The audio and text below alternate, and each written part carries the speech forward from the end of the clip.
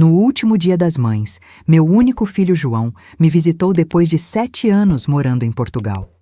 Quando ele chegou com um buquê de flores caras, perguntou casualmente: Mãe, você está gostando dos 10.000 reais que estou enviando todos os meses?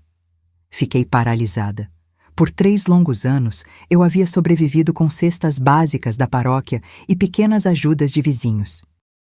Vendo meu silêncio, João franziu a testa enquanto sua esposa Camila entrava na sala, deslumbrante em seu vestido de seda e perfume caro. O sorriso dele desapareceu quando sussurrei: Filho, a igreja tem me ajudado a sobreviver. Naquele instante, percebi que a vida de luxo dela estava prestes a desmoronar completamente. Mas antes de continuar, confira se você já está inscrito no canal e escreva nos comentários: de onde você está assistindo este vídeo? Adoramos saber até onde nossas histórias estão chegando. Meu nome é Helena Martins. Tenho 68 anos e moro sozinha numa casa pequena nos arredores de Belo Horizonte. Trabalhei como professora de matemática a vida toda, economizando cada centavo para dar a João uma educação de qualidade. Meu marido Carlos faleceu quando nosso filho tinha apenas 15 anos, deixando-nos um seguro de vida modesto e esta casa já quase paga. Não era muito, mas conseguimos. João sempre foi brilhante. Formou-se em engenharia com bolsa de estudos e, aos 26 anos, recebeu uma proposta para trabalhar em Lisboa.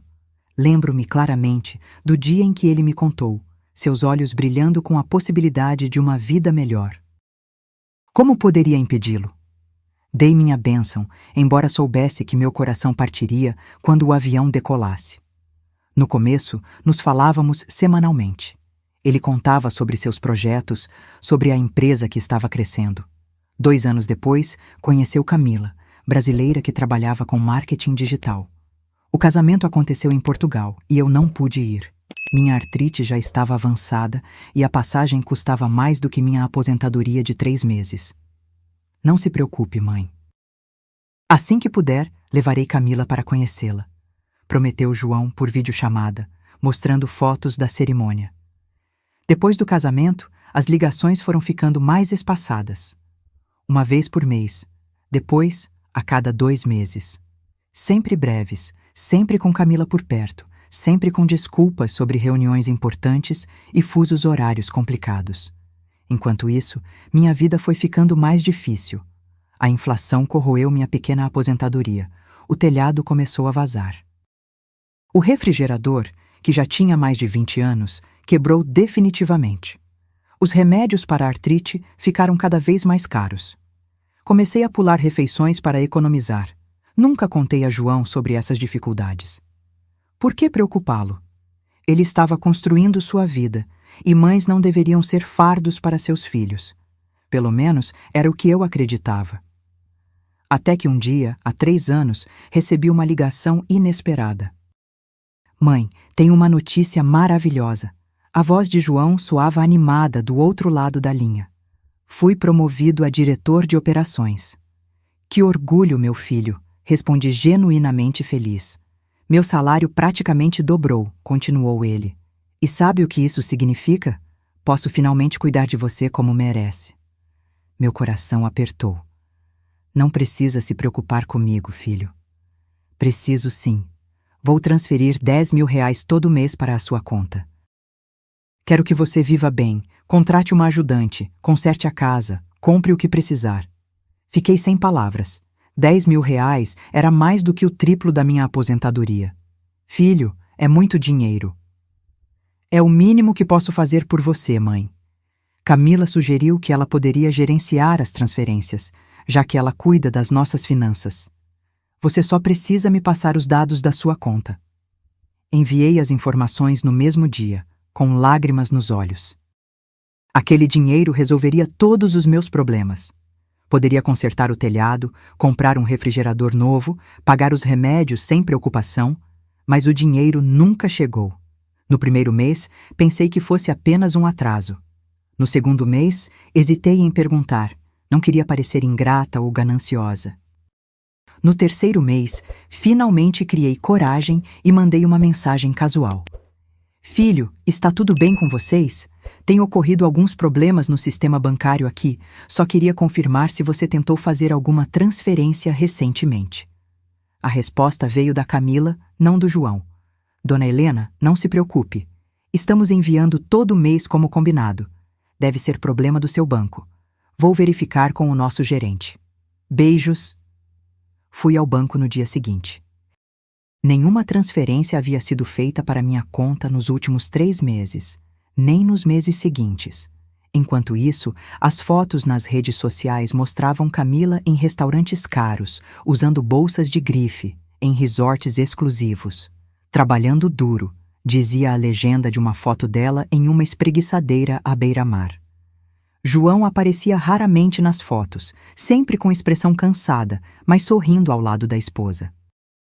Minhas dúvidas cresciam, mas minha relutância em causar problemas era ainda maior. Quem acreditaria numa velha confusa contra uma jovem esposa dinâmica e bem articulada? E se eu estivesse errada? E se fosse realmente um problema do banco? E se João ficasse contra mim? Então me calei. Vendi algumas joias que Carlos havia me dado. Pedi ajuda à igreja local. Economizei em tudo o que podia. Arrumei o telhado com a ajuda do vizinho, improvisando com materiais baratos. Aprendi a consertar coisas quebradas assistindo a vídeos na internet na biblioteca do bairro. Fiz bicos dando aulas particulares para crianças da vizinhança. E assim, passaram-se 3 anos. 3 anos de mensagens da Camila, perguntando se eu estava recebendo o dinheiro, 3 anos de mentiras educadas da minha parte. Sim, está tudo bem, obrigada pelo carinho de vocês. Até que o Dia das Mães chegou, e com ele, a visita surpresa do meu filho. João chegou num domingo ensolarado, dirigindo um carro alugado reluzente. Camila, ao seu lado, parecia uma modelo de revista. Cabelo perfeitamente arrumado, maquiagem impecável, roupas que provavelmente custavam mais do que todos os meus pertences juntos. Abri a porta e meu filho me abraçou forte. "Mãe, que saudade!" exclamou, entregando-me um buquê de flores que parecia ter saído de um filme. Meu coração estava tão cheio de alegria por vê-lo que quase esqueci das dificuldades dos últimos anos. Quase. Camila me abraçou rapidamente, seu perfume caro invadindo minha casa simples. "Dona Helena, que bom ver a senhora! Está ótima!" disse ela com aquela animação excessiva que sempre me pareceu falsa. Servi o café que havia preparado com o pó mais caro que consegui comprar, uma extravagância para a ocasião. Tinha feito também um bolo simples, usando os últimos ovos que tinha na geladeira. João olhou ao redor, notando as manchas de infiltração no teto, os móveis desgastados, a pintura descascando nas paredes. "Mãe, achei que você teria arrumado a casa", comentou, franzindo a testa. "Você está gostando dos 10.000 reais que estou enviando todos os meses?" O tempo parou. Minha xícara ficou suspensa no ar. Olhei para João, depois para Camila, que de repente ficou muito interessada no bolo à sua frente. "Como assim, filho? Eu estou sobrevivendo porque a igreja está me ajudando", respondi com voz baixa, quase um sussurro. O rosto de João empalideceu. Camila engoliu em seco, seus dedos apertando a alça da bolsa de grife como se fosse um salva-vidas. "O que você está dizendo, mãe? Estou transferindo dinheiro há 3 anos, todo mês no dia 5. João virou-se para Camila. "Você não tem feito as transferências?" "Claro que sim, amor", respondeu ela rapidamente. "Todo mês, sem falta." "O banco deve estar com algum problema." Ela se voltou para mim, seu sorriso agora tenso. "Dona Helena, a senhora deve ter confundido. Ou talvez esteja havendo algum problema com o seu banco. Posso ver seu extrato?" Levantei-me lentamente, as juntas doloridas protestando, e fui até a gaveta, onde guardava meus documentos. Voltei com uma pasta desgastada, contendo todos os extratos bancários dos últimos 3 anos, organizados por mês. Velho hábito de professora de matemática, sempre gostei de manter as coisas em ordem. "Aqui está", disse, colocando a pasta na mesa. "Não há nenhuma transferência, exceto minha aposentadoria mensal." João pegou os extratos com mãos trêmulas, folheando página por página. Seu rosto ficava mais pálido a cada folha virada. Camila tentou espiar por cima do ombro dele, mas ele se afastou instintivamente. "Isso não é possível", murmurou ele. "Eu vi os comprovantes." "Você me mostrou os comprovantes, Camila." Ela deu uma risada nervosa. "Deve haver algum engano. Talvez sua mãe tenha outra conta que não estamos considerando? Ou talvez o banco tenha registrado incorretamente?" João se levantou abruptamente, pegando o celular. "Vou ligar para o banco agora mesmo." Camila colocou a mão sobre o braço dele. "Amor, é domingo. Os bancos estão fechados." "O atendimento telefônico funciona 24 horas, rebateu ele, afastando-se para a varanda. Fiquei sozinha com Camila na sala. O silêncio era pesado como chumbo. Ela me encarava com um misto de desprezo e pânico, enquanto eu mantinha minha expressão calma. Já havia enfrentado alunos difíceis durante décadas. Sabia como manter a compostura em situações tensas. "Dona Helena", começou ela em voz baixa.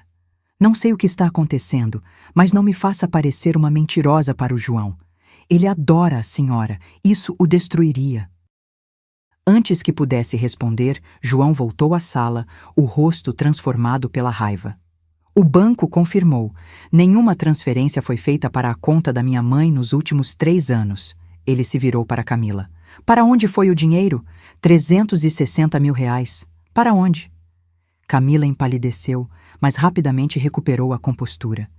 "Deve haver algum erro, amor. Eu fiz as transferências. Tenho os comprovantes no meu e-mail. Quando voltarmos ao hotel, posso mostrar." João sacudiu a cabeça. "Não. Ligue para o nosso banco agora. Quero saber para qual conta esse dinheiro foi enviado." O rosto de Camila endureceu. "Você não confia em mim? 360 mil reais, Camila. Minha mãe vivendo com goteiras no teto e comida da igreja. Não, neste momento não confio." Ela pegou a bolsa e se levantou bruscamente. "Não vou ser acusada assim. Vou esperar no carro." Quando a porta bateu, João desabou na cadeira, colocando a cabeça entre as mãos. "Mãe, me perdoe. Eu não sabia." Sentei-me ao lado dele, colocando minha mão enrugada sobre a dele. "Não é sua culpa, filho." "É sim", ele insistiu, olhando para mim com olhos marejados. "Eu deveria ter verificado, deveria ter perguntado diretamente a você. Por que você nunca me disse que não estava recebendo o dinheiro?" Suspirei. "No começo, achei que fosse apenas um atraso. Depois, não queria criar problemas. Não queria que você pensasse que eu só me importava com dinheiro." Ele sacudiu a cabeça, incrédulo. "Problemas? Mãe, eu queria cuidar de você. Era o mínimo que podia fazer depois de tudo que você sacrificou por mim." Ficamos em silêncio por alguns instantes. O som do motor do carro de Camila ao fundo, provavelmente com o ar-condicionado ligado para combater o calor. "O que você vai fazer agora?" perguntei finalmente. João endireitou-se, uma determinação que eu não via desde sua adolescência, tomando conta de sua expressão. "Primeiro, vou descobrir para onde foi esse dinheiro. Depois..." Ele respirou fundo. "Depois, vou resolver meu casamento." João passou a noite em minha casa, no quarto que ainda mantinha algumas de suas coisas da adolescência. Livros, troféus acadêmicos, um pôster desbotado de um filme de ficção científica que ele adorava. Camila voltou para o hotel sozinha, após uma discussão acalorada no jardim que tentei não ouvir. Na manhã seguinte, uma segunda-feira, João saiu cedo para ir ao banco.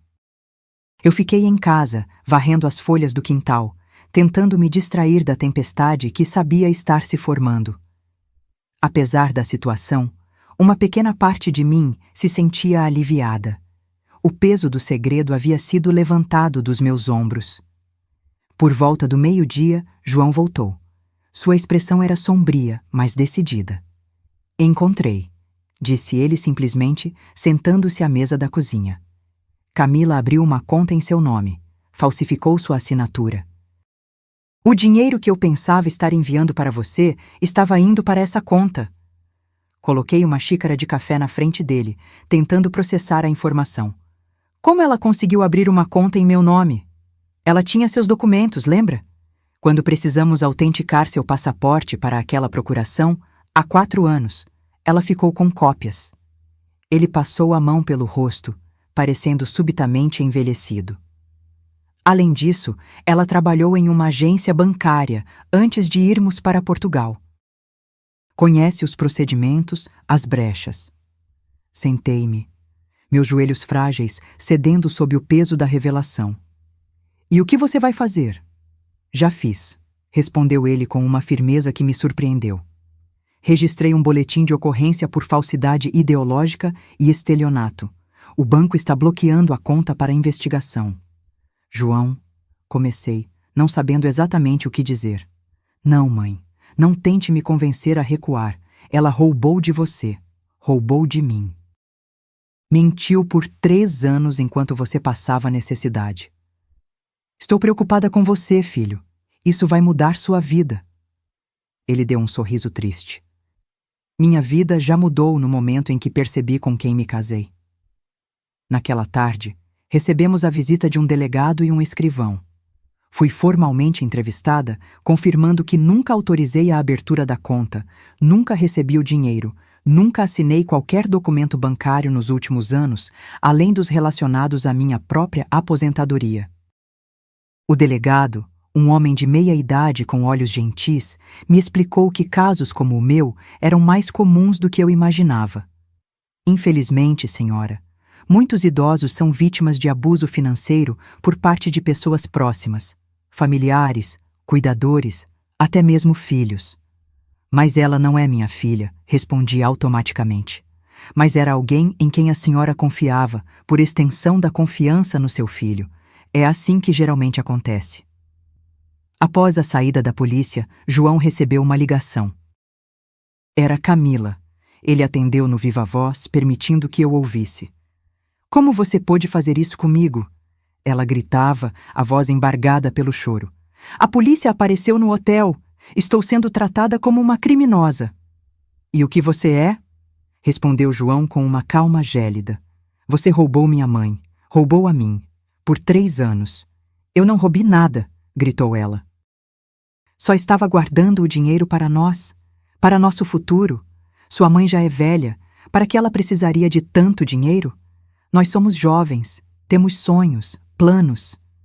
Senti um aperto no peito ao ouvir aquelas palavras. Era isso que ela pensava? Que por ser velha eu não merecia conforto, segurança, dignidade? Você mentiu, continuou João. Mostrou comprovantes falsos. Deixou minha mãe vivendo com a ajuda da igreja enquanto usava o dinheiro para comprar bolsas, fazer viagens, se exibir nas redes sociais. Não foi só para mim. Pagamos aquela reforma no apartamento com esse dinheiro. Compramos o carro que você tanto queria. Você também se beneficiou. João fechou os olhos como se cada palavra fosse um golpe físico. Terminaremos esta conversa no tribunal, Camila. Não me ligue mais. Ele desligou, deixando o telefone sobre a mesa como se fosse algo tóxico. Sinto muito que você esteja passando por isso, filho, disse eu, colocando minha mão sobre seu ombro. Eu que deveria pedir desculpas, mãe. Trouxe essa pessoa para nossas vidas. Confiei nela cegamente. Naquela noite, conversamos como não fazíamos há anos. João me contou sobre seu trabalho, seus sucessos, suas lutas. Falou sobre como seu casamento já estava em crise há algum tempo. Camila estava sempre insatisfeita, sempre querendo mais, sempre comparando o que tinham com o que os amigos possuíam. Ela vivia dizendo que precisávamos manter as aparências, que um diretor de operações precisava de uma casa impressionante, um carro de luxo, roupas de marca. Eu cedia, achando que era importante para minha carreira. E era? Perguntei suavemente. Ele deu uma risada amarga. Claro que não. Ninguém no trabalho se importa com a marca do meu relógio ou se minha esposa usa bolsas de grife. Eles se importam com minha competência, minha ética, minha capacidade de resolver problemas. Ficamos em silêncio por um momento, observando a lua que começava a surgir no céu noturno, visível pela janela da sala. O que você vai fazer agora? Perguntei finalmente. João respirou fundo.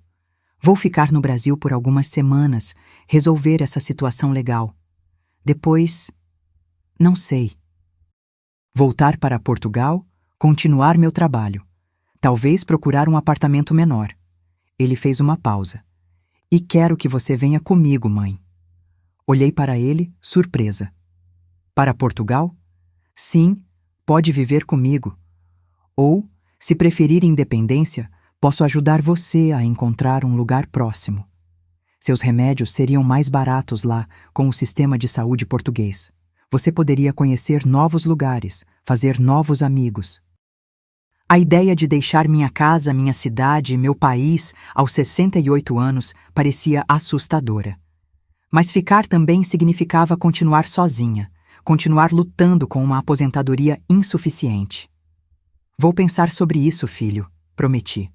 Naquela noite, deitada em minha cama, refleti sobre como a vida pode mudar completamente em um único dia.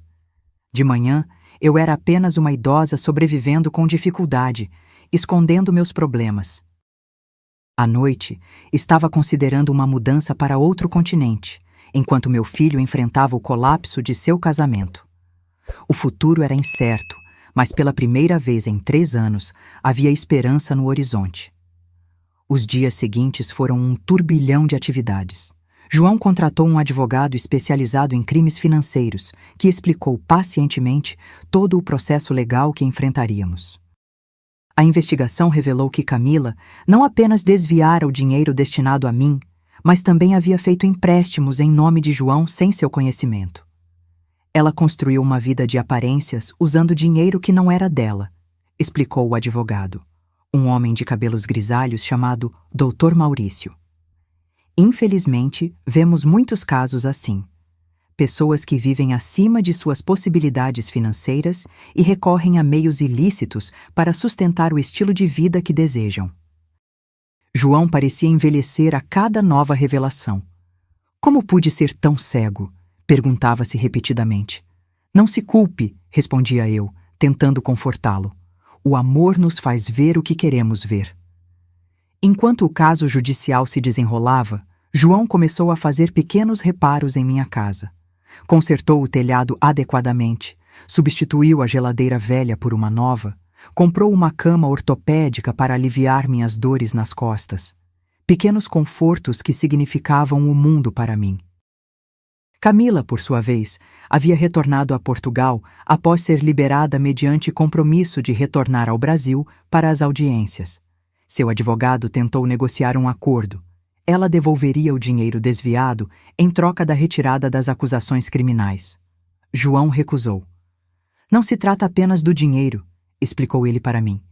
É sobre responsabilidade, sobre consequências. Ela precisa entender que o que fez não foi apenas errado, foi criminoso. Eu tinha sentimentos conflitantes. Por um lado, queria justiça. Por outro, temia pelo futuro de meu filho. Um divórcio litigioso, um processo criminal, tudo isso consumiria tempo, energia e recursos emocionais. Tem certeza que quer seguir com isso até o fim? Perguntei uma noite enquanto jantávamos. João me olhou com determinação.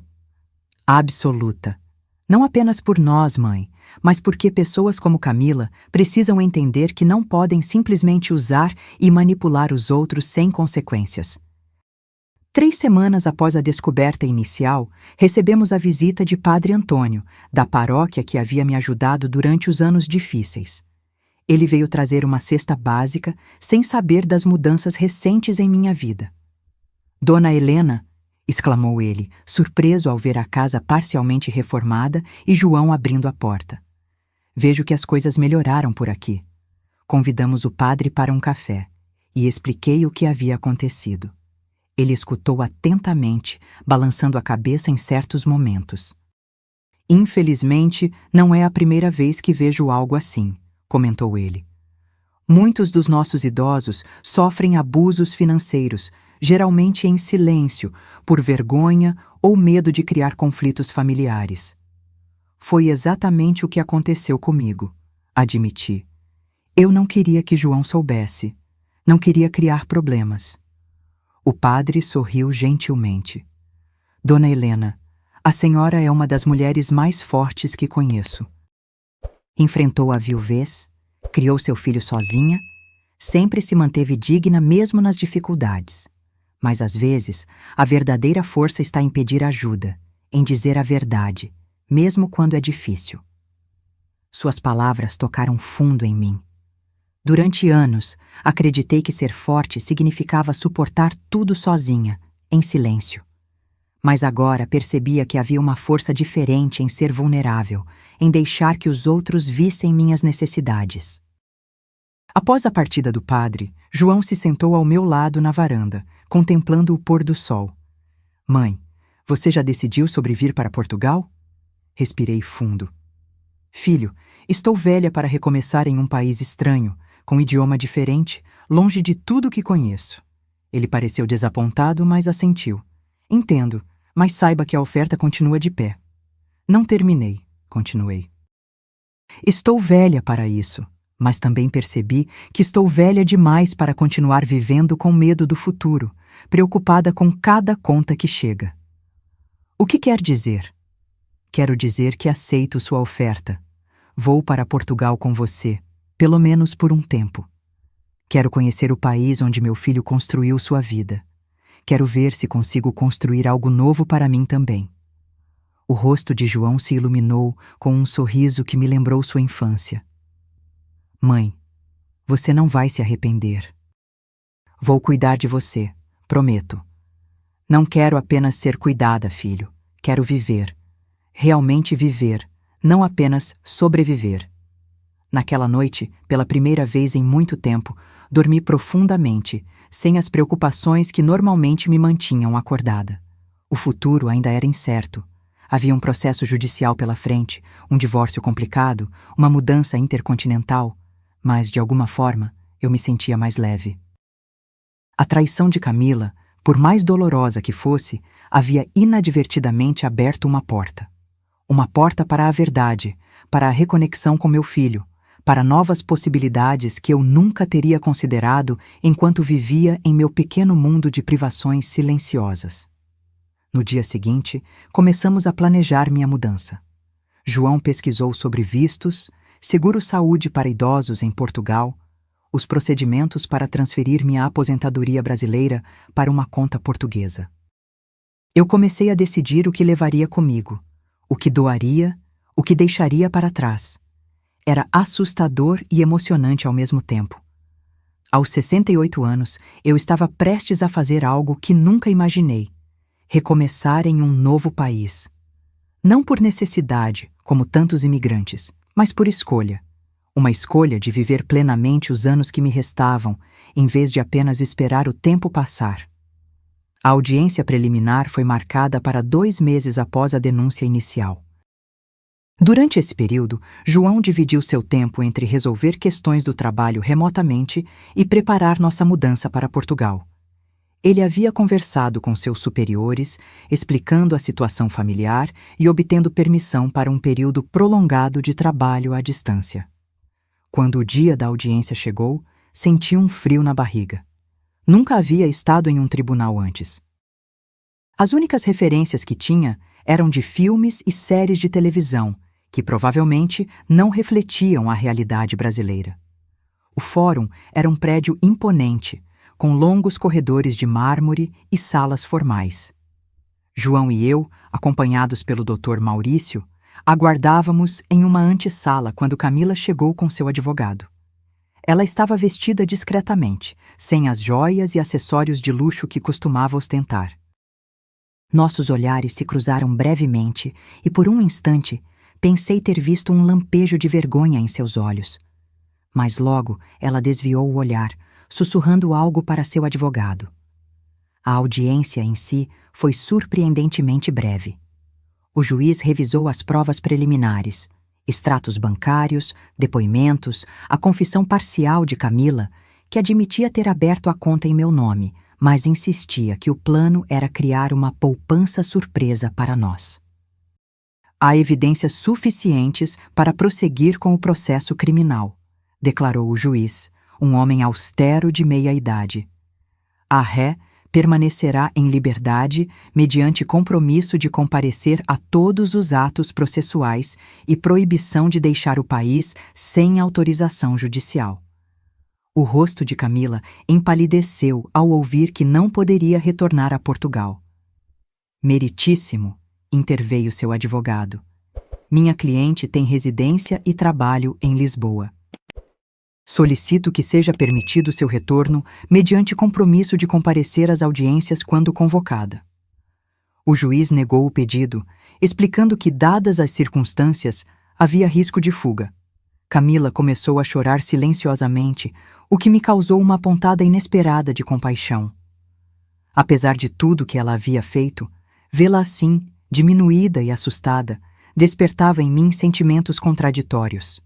Ao sairmos do tribunal, Camila se aproximou de João, ignorando os conselhos de seu advogado.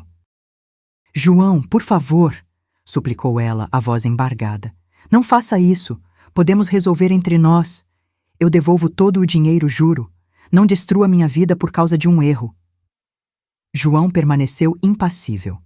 Um erro? Você desviou mais de 300 mil reais por 3 anos. Falsificou documentos, abriu contas fraudulentas, mentiu sistematicamente. Isso não é um erro, Camila. É um crime continuado e premeditado. Por favor, insistiu ela, agarrando a manga do paletó dele. Pense em tudo que vivemos juntos, nos nossos planos. Que planos? Perguntou ele com amargura. Os seus planos com o meu dinheiro? Enquanto minha mãe passava necessidade, contando moedas para comprar remédios? O advogado de Camila finalmente interveio, puxando-a gentilmente pelo braço. Vamos, senhora Silva, esta não é a hora nem o lugar. Enquanto nos afastávamos, senti um misto de alívio e tristeza. Alívio, porque a justiça estava sendo feita. Tristeza pela destruição de uma família, mesmo que construída sobre mentiras. No caminho de volta para casa, João permaneceu em silêncio, os olhos fixos na estrada. Só quando chegamos e nos sentamos na varanda com um chá é que ele finalmente falou. Mãe, você acha que estou sendo muito duro? Pensei cuidadosamente antes de responder. Acho que você está fazendo o que considera justo. Mas também acho que precisamos cuidar para que a busca por justiça não se transforme em vingança. Ele assentiu lentamente. Às vezes, quando penso em você aqui sozinha, passando dificuldades enquanto ela esbanjava meu dinheiro, sinto tanta raiva que mal consigo respirar. Entendo, filho, mas lembre-se de que a raiva, quando a deixamos ferver por muito tempo, acaba queimando primeiro quem a carrega. Nas semanas seguintes, começamos os preparativos práticos para a mudança. Decidi levar apenas o essencial: algumas roupas, fotografias, objetos de valor sentimental. O resto seria vendido ou doado. A casa decidimos manter. João a colocaria para alugar, gerando uma pequena renda adicional para mim. Enquanto isso, o processo contra Camila seguia seu curso. O juiz determinou a devolução imediata de parte do dinheiro que ainda estava na conta fraudulenta, cerca de 80 mil reais que ela não havia gastado. O restante seria objeto de uma ação civil posterior. Uma tarde, enquanto organizava meus pertences, encontrei uma caixa antiga com fotografias. Entre elas estava o convite do casamento de João e Camila, com uma foto dos dois sorridentes. Eles pareciam tão felizes, tão cheios de esperança para o futuro. Como alguém pode mudar tanto? Perguntei a mim mesma em voz baixa. Ela não mudou, respondeu João, que havia entrado silenciosamente no quarto. Apenas mostrou quem realmente era. Olhei para meu filho, notando as novas linhas de expressão em seu rosto, o cansaço em seus olhos. Você ainda a ama? Perguntei suavemente. Ele hesitou, pegando a foto e olhando-a por um longo momento. Não sei se algum dia a conheci realmente para poder amá-la, respondeu finalmente. Amei uma ideia, uma versão dela que não existia. Coloquei minha mão sobre a dele. O tempo cura, filho. Não completamente, mas o suficiente para seguir em frente. Espero que você esteja certa, mãe. Por enquanto, estou focando no que posso controlar. Cuidar de você, reorganizar minha vida, trabalhar. Naquela noite, recebi uma ligação inesperada. Era Camila. Dona Helena, ela começou, a voz hesitante. Sei que não tenho o direito de ligar, mas precisava falar com a senhora. Fiquei em silêncio, esperando que ela continuasse. Queria pedir desculpas, disse ela finalmente. Sei que palavras não consertam o que fiz, mas precisava dizer isso. Por que, Camila? Perguntei, a pergunta que havia me atormentado por meses. Por que fazer isso? Ouvia respirar fundo do outro lado da linha. No começo foi apenas um impulso. O João me pediu para transferir o dinheiro e pensei, por que uma senhora idosa precisa de tanto dinheiro? Convenci a mim mesma que seria melhor guardá-lo para nós, para nosso futuro. Ela fez uma pausa. Depois, foi ficando mais fácil. 1 mês virou 2, 2 viraram 6. E quanto mais tempo passava, mais difícil ficava voltar atrás e confessar. Você não pensou em como eu estaria vivendo sem esse dinheiro? Eu imaginava que a senhora estivesse bem com sua aposentadoria, que não precisava realmente daquele valor. Eu me dizia que estava apenas realocando recursos. A frieza do raciocínio me chocou, como se meu bem-estar, minhas necessidades, fossem irrelevantes. Nunca considerei que a senhora pudesse estar passando necessidade, continuou ela, a voz quebrando. Quando vi sua casa naquele dia, os problemas no teto, a geladeira antiga, percebi o que tinha feito, mas já era tarde demais. Nunca é tarde demais para fazer o certo, Camila, respondi, surpreendendo a mim mesma com a calma na minha voz. O que posso fazer agora, dona Helena? João não atende minhas ligações, não responde minhas mensagens. Você pode começar assumindo completamente o que fez, sem desculpas, sem justificativas, apenas a verdade. Houve um longo silêncio, então um suspiro. A senhora tem razão, sempre teve. Depois de desligar, fiquei pensando na conversa. Não sabia se Camila estava genuinamente arrependida ou apenas tentando encontrar uma maneira de suavizar sua situação legal. Decidi não contar a João sobre a ligação, pelo menos não imediatamente. Ele já estava carregando peso suficiente. Nossos passaportes e vistos para Portugal foram aprovados 1 mês depois. A data da partida foi marcada para 2 semanas após a próxima audiência no processo contra Camila. João insistiu em comprar passagens de primeira classe, algo que eu jamais havia experimentado. É um voo longo, mãe. Você ficará mais confortável. A verdade é que a ideia de voar por tantas horas me deixava ansiosa. Minha última e única viagem de avião havia sido décadas antes, uma breve visita a parentes no Rio de Janeiro. Agora, estaria cruzando o oceano para começar uma nova fase da vida em um continente diferente. A audiência finalmente chegou. Foi mais tensa que a primeira. O promotor apresentou provas adicionais da fraude, incluindo registros de compras extravagantes feitas por Camila, enquanto eu economizava em itens básicos. Mensagens entre ela e amigas, nas quais se gabava de bolsas e joias novas, enquanto comentava que o marido nem percebia para onde ia o dinheiro. João permaneceu estoico durante toda a má apresentação, mas eu podia ver a dor em seus olhos. Cada nova revelação era uma traição adicional, cada mensagem uma facada em sua confiança. Camila, por sua vez, parecia uma sombra da mulher confiante e altiva que eu conhecera. Vestida de forma sóbria, sem maquiagem, ela mantinha os olhos baixos. Quando chegou sua vez de falar, sua voz era quase inaudível. Reconheço os fatos apresentados, disse ela. Abri uma conta fraudulenta, desviei o dinheiro destinado à minha sogra, usei esses valores para fins pessoais, não tenho justificativas para minhas ações. O advogado dela parecia surpreso com a confissão direta, sem tentativas de diminuir a gravidade dos atos. Ele rapidamente interveio, explicando ao juiz que sua cliente estava disposta a cooperar integralmente, a restituir os valores e a aceitar as consequências legais de seus atos. O juiz ouviu atentamente antes de anunciar. Considerando a confissão espontânea e a aparente disposição da ré em colaborar com a justiça, determino o seguinte: a ré deverá restituir integralmente os valores desviados, acrescidos de correção monetária. Cumprirá pena de 2 anos em regime aberto, convertida em prestação de serviços à comunidade e pagamento de multa, e permanecerá impedida de exercer funções que envolvam gestão financeira pelo período de 5 anos.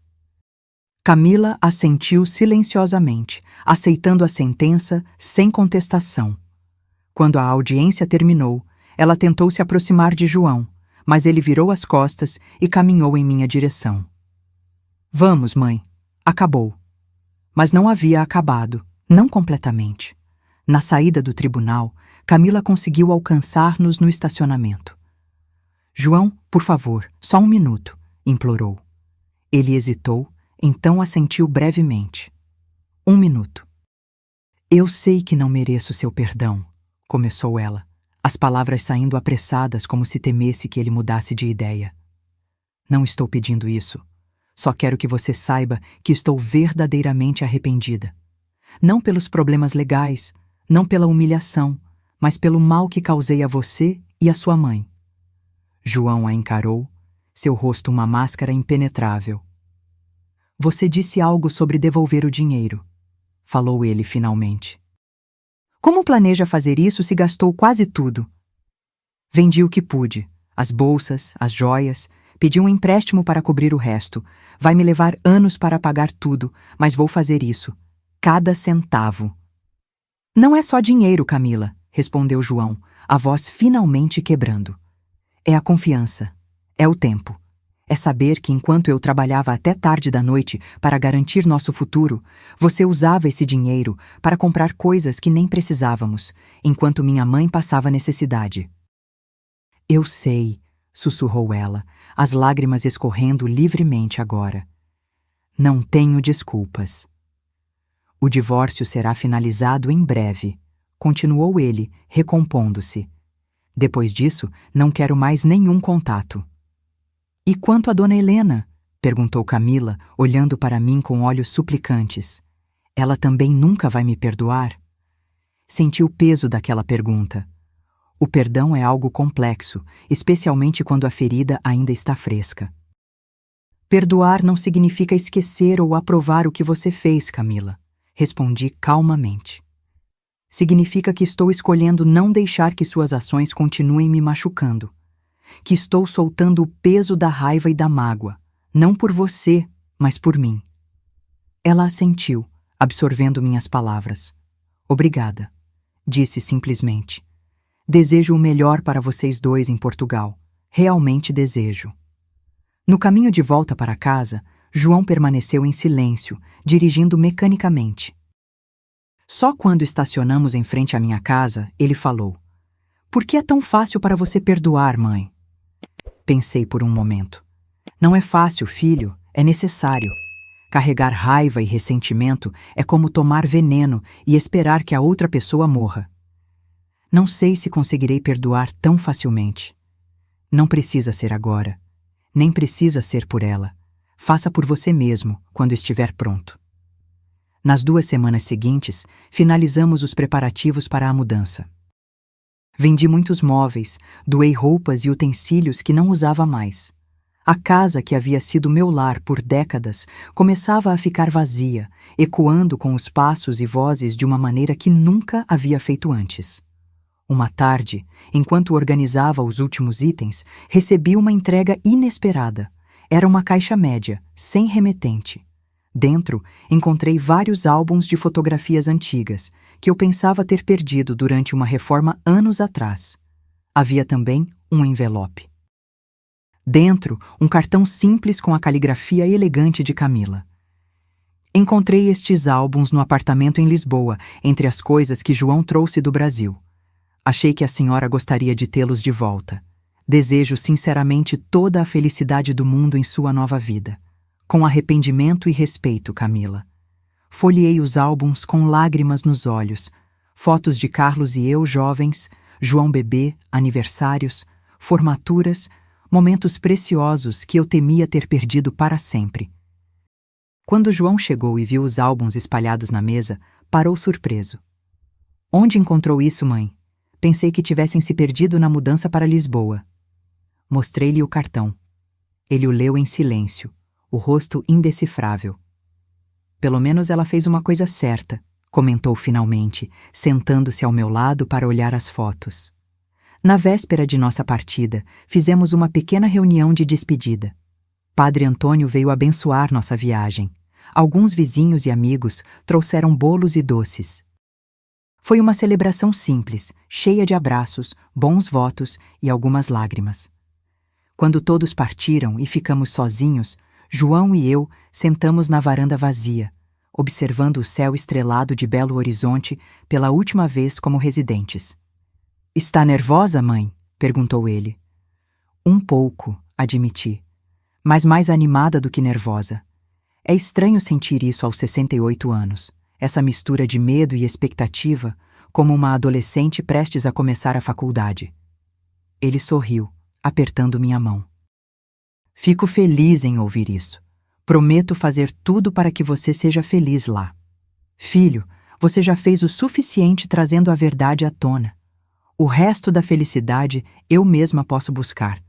Cansei de esperar que ela venha de outras pessoas." Naquela noite, dormi surpreendentemente bem, embalada pela certeza de que, independentemente do que o futuro reservasse, eu estava finalmente tomando as rédeas da minha própria vida.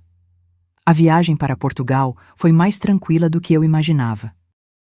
As poltronas da primeira classe eram espaçosas e confortáveis, os comissários atenciosos, e João cuidou de todos os detalhes práticos. Ainda assim, senti um aperto no coração ao ver o Brasil desaparecer sob as nuvens, sabendo que talvez nunca mais voltasse a pisar naquele solo. Lisboa nos recebeu com um céu azul límpido e uma brisa fresca do Atlântico. A cidade, com suas colinas, edifícios antigos e bondes amarelos, parecia saída de um cartão postal. João havia alugado um apartamento temporário no bairro de Alfama, enquanto buscávamos um lugar mais permanente para mim. Os primeiros dias foram um turbilhão de novidades. Tudo era diferente. O sotaque português, os hábitos, os horários das refeições, até mesmo a maneira como as pessoas se cumprimentavam na rua. João trabalhava remotamente durante o dia e à tarde me levava para conhecer diferentes partes da cidade. Caminhávamos pelos bairros históricos, visitávamos miradouros com vistas deslumbrantes, experimentávamos os famosos pastéis de nata em confeitarias tradicionais. Era como se estivéssemos reaprendendo a ser mãe e filho, redescobrindo um ao outro após anos de distância e segredos. João me contava sobre seu trabalho, seus colegas, os lugares que havia conhecido na Europa. Eu compartilhava histórias de sua infância que ele mal lembrava. Falava sobre seu pai, sobre como ele teria orgulho do homem que João se tornara. Um mês após nossa chegada, João encontrou um pequeno apartamento para mim no bairro de Estrela, a uma curta caminhada de sua casa. Era um lugar charmoso, com piso de madeira, janelas grandes e uma pequena varanda com vista para um jardim. O prédio tinha elevador, o que era importante para minhas articulações cansadas, e ficava perto de comércios, da igreja e de uma estação de metrô. "É perfeito", declarei após a primeira visita. "Tem certeza, mãe? Podemos continuar procurando, talvez encontrar algo maior." "Não preciso de mais espaço, filho. Este lugar é aconchegante, prático e tem tudo o que necessito." O apartamento foi comprado com parte do dinheiro recuperado de Camila. Era estranho pensar que, de certa forma, o que havia começado como uma fraude agora se transformava em um novo lar, como se o universo tivesse encontrado uma maneira de equilibrar as coisas. À medida que me estabelecia, comecei a desenvolver uma rotina. Pela manhã, caminhava até a padaria próxima para comprar pão fresco. Aos poucos, fui conhecendo os comerciantes locais. O senhor da quitanda que sempre me guardava as melhores frutas, a farmacêutica que pacientemente me explicava os nomes portugueses dos medicamentos que eu precisava, o casal de brasileiros que havia aberto uma pequena livraria com livros em português. As dificuldades existiam, claro. Havia dias em que a saudade do Brasil era quase física. Um aperto no peito ao lembrar do cheiro da chuva em Belo Horizonte, da voz dos vendedores ambulantes, do sabor do pão de queijo fresquinho. Havia momentos em que me sentia perdida, confusa com a burocracia portuguesa ou frustrada por não entender perfeitamente o sotaque local. Mas para cada dificuldade havia uma nova descoberta, uma pequena vitória. Aprendi a navegar no metrô sozinha. Encontrei um grupo de senhoras brasileiras que se reuniam semanalmente para conversar e fazer trabalhos manuais. Inscrevi-me em um curso de culinária portuguesa na associação de bairro. João vinha jantar comigo 2 vezes por semana, e aos domingos eu ia à sua casa para um almoço mais elaborado. Ele parecia estar lentamente curando-se das feridas deixadas pelo divórcio e pela traição. Havia começado a sair mais, conhecer pessoas novas, voltar a praticar esportes que havia abandonado durante o casamento. 6 meses após nossa mudança, recebemos notícias do Brasil. O advogado de João informou que Camila havia cumprido integralmente o acordo financeiro, devolvendo todo o valor desviado, inclusive com correção monetária. Ela estava cumprindo regularmente as horas de serviço comunitário em uma instituição para idosos carentes. Como se sente sabendo disso? Perguntei a João enquanto jantávamos em um pequeno restaurante perto da Praça do Comércio. Ele refletiu por um momento, observando os barcos no Tejo através da janela.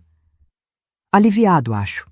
Não pelo dinheiro em si, mas por saber que ela está tentando corrigir seus erros. Você ainda pensa nela? Às vezes, admitiu. Não com raiva ou amor, apenas como alguém que fez parte da minha vida por um tempo. É um bom sinal, comentei. Significa que está seguindo em frente.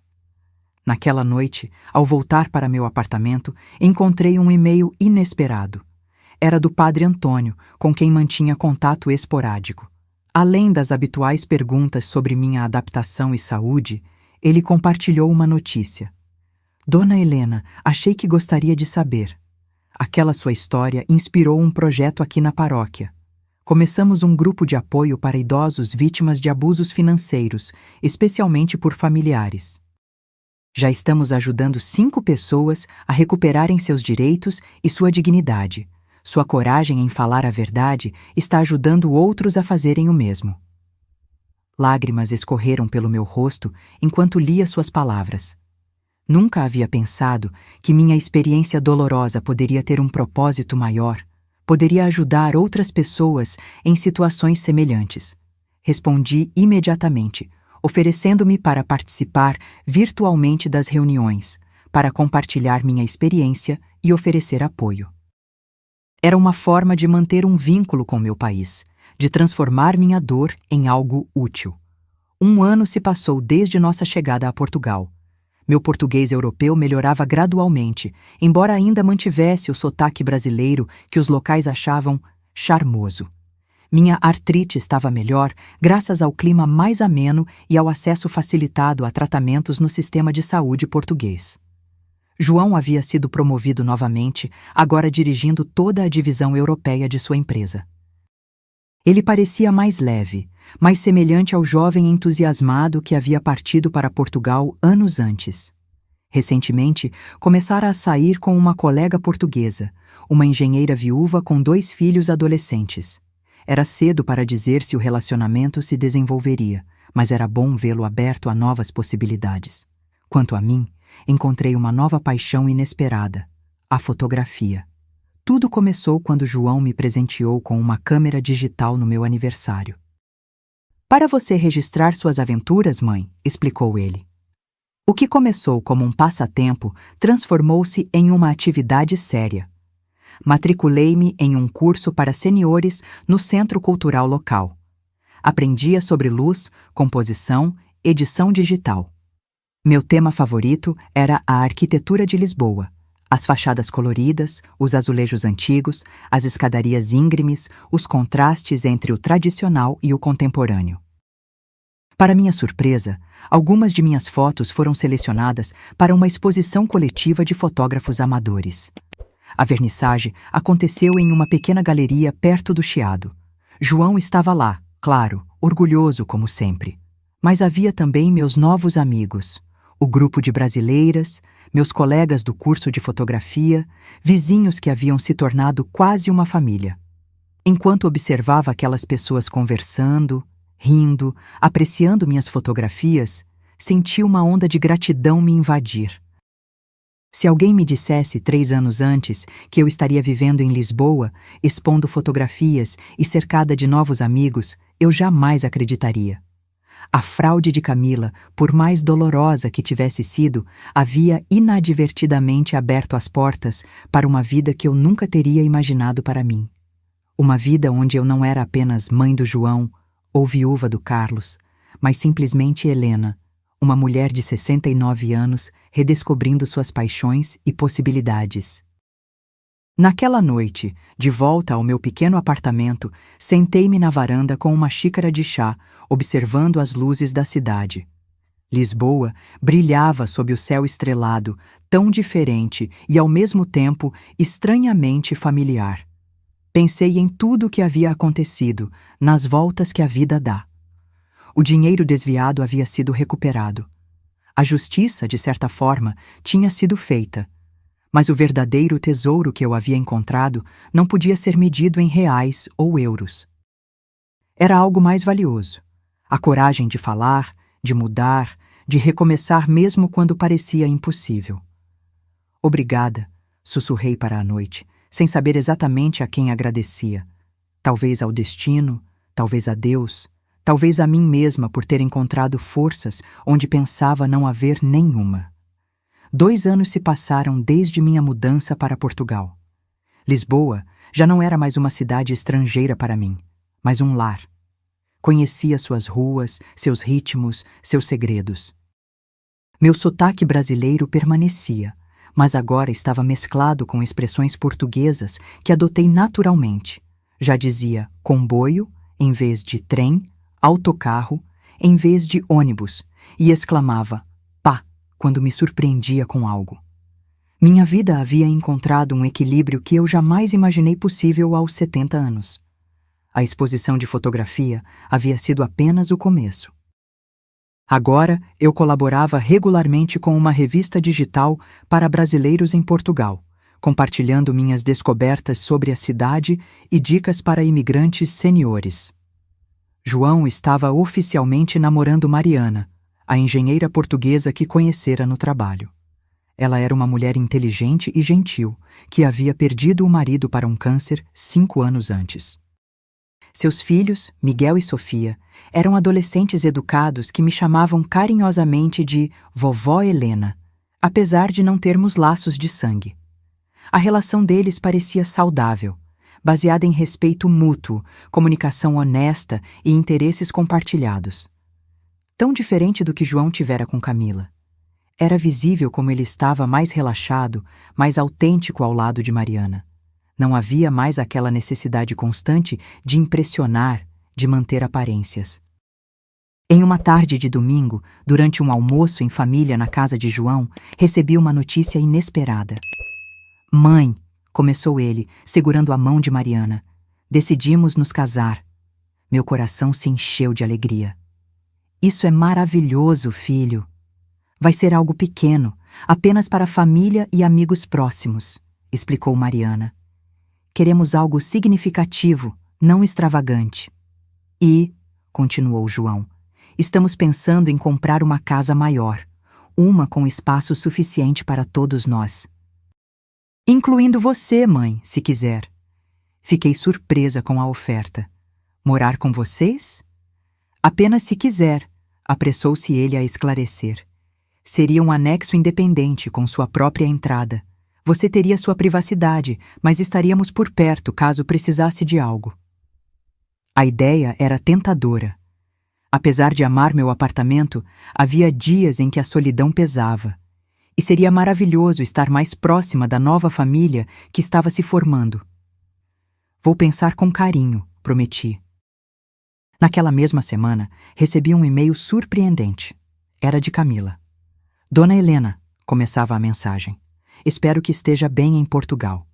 Soube por amigos em comum que a senhora está se adaptando maravilhosamente à vida em Lisboa. inclusive expondo fotografias. Fiquei genuinamente feliz em saber disso. Continuei lendo, curiosa sobre o que mais ela teria a dizer após tanto tempo. Escrevo para informar que concluí o período de serviço comunitário determinado pela Justiça. Trabalhei em uma instituição para idosos aqui em Belo Horizonte, e essa experiência transformou minha visão de mundo de maneiras que nunca imaginei possíveis. Ela prosseguia contando como, inicialmente, cumprira as horas apenas por obrigação, mas gradualmente se envolvera com os residentes, ouvindo suas histórias, compreendendo suas necessidades e anseios. Percebi, trabalhando com essas pessoas, o quanto fui insensível e egoísta com a senhora. Vi de perto como muitos idosos são negligenciados, esquecidos ou, pior, explorados por aqueles que deveriam cuidar deles. Compreendi finalmente a profundidade do mal que causei. A mensagem terminava com um pedido que me pegou de surpresa. Decidi reorientar minha vida. Estou cursando serviço social, com foco em proteção ao idoso. Sei que nada do que eu fizer apagará meus erros passados, mas espero poder ajudar outras pessoas, prevenir que outros cometam os mesmos erros que cometi. Se a senhora puder encontrar em seu coração a generosidade de responder, gostaria muito de ouvir sobre sua vida agora, sobre como a idade e a sabedoria podem ser valorizadas e celebradas de maneiras que minha antiga versão jamais compreenderia. Fiquei sentada diante do computador por um longo tempo, relendo a mensagem, tentando discernir se era genuína ou apenas outra manipulação. Mas algo na simplicidade das palavras, na ausência de autocomiseração ou justificativas, me fez acreditar que Camila realmente havia mudado. Decidi mostrar o e-mail a João, deixando que ele decidisse se queria ou não saber das novidades sobre sua ex-esposa. "Você pretende responder?" perguntou ele após ler a mensagem. "Estou pensando em sim, não por ela, mas porque acredito que pessoas podem mudar, podem aprender com seus erros. E se ela realmente está tentando fazer algo bom agora, talvez minha resposta possa encorajá-la nesse caminho." João assentiu lentamente. "Você sempre enxerga o melhor nas pessoas, mãe. É uma qualidade rara." Ele fez uma pausa. "Não acho que eu consiga perdoá-la completamente, pelo menos não agora, mas não vou impedir você de responder se quiser." Naquela noite, redigi uma resposta cuidadosa para Camila. Contei sobre minha vida em Lisboa, sobre a fotografia, sobre os novos amigos. Falei sobre como descobri que nunca é tarde para recomeçar, para encontrar novas paixões e propósitos. Compartilhei algumas reflexões sobre envelhecer com dignidade, sobre a importância de respeito e autonomia para os idosos. Encerrei a mensagem com palavras que vinham do fundo do meu coração. "Camila, todos cometemos erros. Alguns pequenos, outros graves. O que define nosso caráter não são os erros em si, mas o que fazemos depois deles. Parece que você encontrou um propósito em meio às consequências de suas ações, e isso é admirável. Continue nesse caminho, não por mim ou por João, mas por você mesma e pelas pessoas que poderá ajudar no futuro. Desejo-lhe sinceramente paz e realização em sua nova jornada." 2 semanas depois, após muita reflexão, aceitei a proposta de João e Mariana para viver no anexo da nova casa que estavam comprando. A propriedade ficava em Belém, um bairro encantador à beira do rio Tejo, conhecido pelo famoso Mosteiro dos Jerônimos e pela tradicional fábrica de pastéis de Belém. A casa principal era uma construção antiga belamente restaurada, e o anexo havia sido anteriormente o escritório do proprietário. Um espaço aconchegante com sala, quarto, banheiro e uma pequena cozinha, tudo no térreo, ideal para minhas necessidades. A mudança foi realizada em meio a risadas, com Miguel e Sofia me ajudando a organizar meus pertences, enquanto Mariana insistia para que eu trouxesse minhas plantas e João cuidava dos aspectos práticos. No dia da inauguração oficial, organizamos um pequeno almoço no jardim compartilhado. Mariana havia preparado pratos tradicionais portugueses e eu contribuí com algumas especialidades brasileiras. Os filhos dela trouxeram amigos. João convidou colegas de trabalho e meus amigos do grupo de fotografia e do círculo de brasileiros também estavam presentes. Enquanto observava aquela mistura de pessoas conversando animadamente, de diferentes idades e nacionalidades, senti uma imensa gratidão. Este era um tipo de riqueza que dinheiro nenhum poderia comprar. A riqueza das conexões humanas genuínas, do pertencimento, da família escolhida. Um brinde, propôs João, levantando sua taça. A minha mãe, Helena, que nos ensinou que nunca é tarde para recomeçar e que a verdade, por mais difícil que seja, é sempre o melhor caminho. Enquanto todos brindavam, olhei ao redor e pensei na jornada extraordinária que me trouxera até ali. Da solidão e privações em Belo Horizonte à plenitude desta nova vida em Lisboa. Da vergonha de pedir ajuda ao orgulho de conquistar independência em um país estrangeiro. Do medo de falar a verdade à libertação de finalmente fazê-lo. Semanas depois, recebi uma carta pelo correio. Era de Padre Antônio, contendo um recorte de jornal. A manchete dizia: Grupo de apoio a idosos vítimas de abuso financeiro completa 2 anos com mais de 100 pessoas atendidas.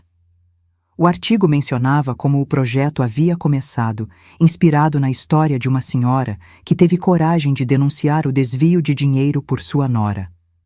Havia também uma fotografia do grupo, e entre os voluntários reconheci um rosto familiar, Camila.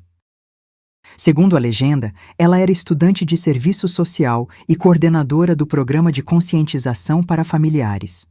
Mostrei o recorte a João durante nosso café da manhã no domingo seguinte. Parece que ela realmente mudou, comentei cautelosamente, observando sua reação. Ele examinou a foto por um longo momento. Talvez, respondeu finalmente. Espero que sim, pelo bem dela e das pessoas que está ajudando. Não conversamos mais sobre isso, mas percebi que algo havia mudado em sua expressão, como se um pequeno nó tivesse se desfeito em algum lugar dentro dele. Na semana seguinte, participei pela primeira vez como palestrante em uma videoconferência com o grupo de apoio no Brasil. Contei minha história sem rancor, sem amargura, apenas compartilhando as lições que havia aprendido. Falei sobre a importância de não se calar por vergonha, sobre como pedir ajuda é um sinal de força, não de fraqueza.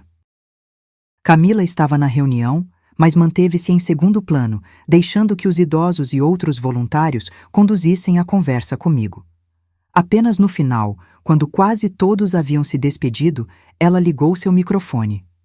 Obrigada, Dona Helena, disse simplesmente. Sua história mudou muitas vidas, inclusive a minha. Assenti em reconhecimento e nos despedimos sem mais palavras. Algumas histórias não precisam de grandes conclusões dramáticas. Às vezes, um simples agradecimento sincero é suficiente. No meu aniversário de 71 anos, João e Mariana me deram um presente inesperado. Passagens para uma viagem pela Europa.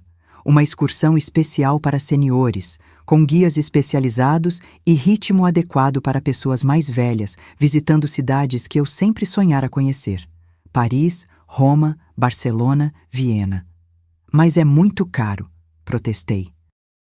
Mãe, respondeu João sorrindo, agora posso realmente arcar com isso, e quero que você aproveite cada momento. A viagem foi reveladora. Descobri que ainda tinha energia e curiosidade para explorar novos lugares, conhecer pessoas diferentes, provar comidas exóticas. Tirei centenas de fotografias, algumas das quais foram posteriormente selecionadas para uma exposição coletiva sobre Europa vista por olhos brasileiros.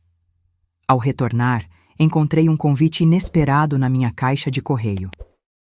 João e Mariana haviam marcado a data do casamento. Seria uma cerimônia simples na antiga igreja do bairro, seguida de uma recepção no jardim da casa. E eles me pediam a honra de ser a madrinha, ao lado do pai de Mariana. No dia do casamento, enquanto caminhava pelo corredor da igreja ao lado de João, sussurrei. Seu pai ficaria tão orgulhoso de você. Ele apertou minha mão, os olhos brilhando de emoção. E de você, mãe. Principalmente de você. A cerimônia foi simples e emocionante. Quando João e Mariana trocaram votos, falando sobre honestidade, respeito e companheirismo, senti que meu filho havia realmente aprendido as lições mais importantes, não apenas com seus erros, mas também com sua coragem de recomeçar. Durante a recepção, fui surpreendida por um vídeo exibido em um telão montado no jardim. Era uma mensagem de Padre Antônio e dos membros do grupo de apoio no Brasil, congratulando João e Mariana e agradecendo a mim por ter inspirado tantas pessoas com minha história.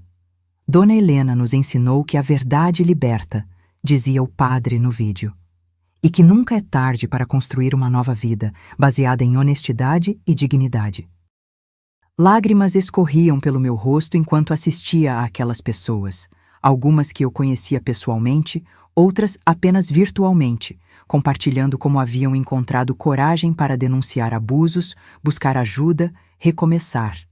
Naquela noite, depois que todos os convidados partiram e a nova família se recolheu, sentei-me sozinha no meu pequeno pátio, observando as estrelas sobre Lisboa.